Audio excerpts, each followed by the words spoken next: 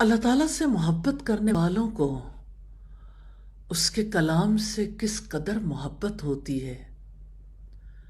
عجیب تعلق تھا قرآن کریم سے صحابہ کرام کا۔ انہیں قرآن حکیم کی سمجھ نہیں آتی تھی، پریشان ہو جاتے تھے، پھر قرآن حکیم نازل ہوتا تھا۔ صحابہ کرام کی سوچ اور فکر ہر وقت یہ ہوتی تھی کہ قرآن نازل ہونا ہے اور ہم نے اس پر عمل کرنا ہے۔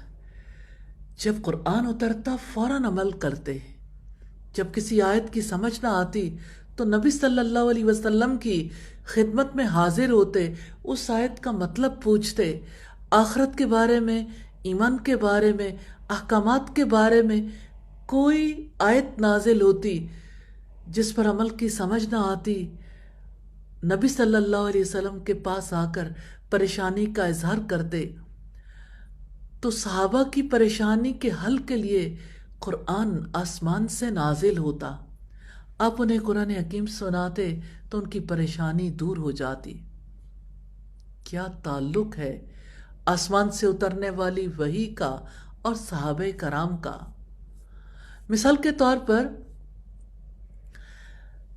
جب یہ آیت اتری الذین آمنوا ولم یلبسوا ایمانہم بظلم اولئک لہم الامن وہم مہتدون، سیدنا عبداللہ بن مسعود فرماتے ہیں جب یہ آیت اتری، وہ لوگ جو ایمان لائے اور انہوں نے اپنے ایمان کو ظلم کے ساتھ نہیں ملایا، یہی لوگ ہیں جن کے لیے امن ہے اور وہی ہدایت پانے والے ہیں۔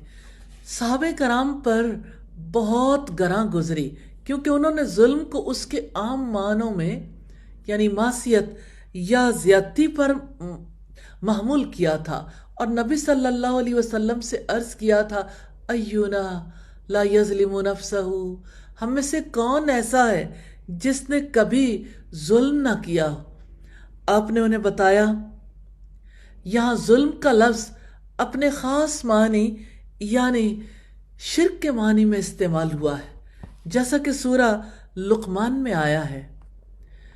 سیدنا لقمان نے اپنے بیٹے کو نصیحت کرتے ہوئے فرمایا تھا یا بنی لا تشرک باللہ ان الشرک لظلم عظیم، بیٹا کبھی شرک نہ کرنا کیونکہ شرک سب سے بڑا ظلم ہے۔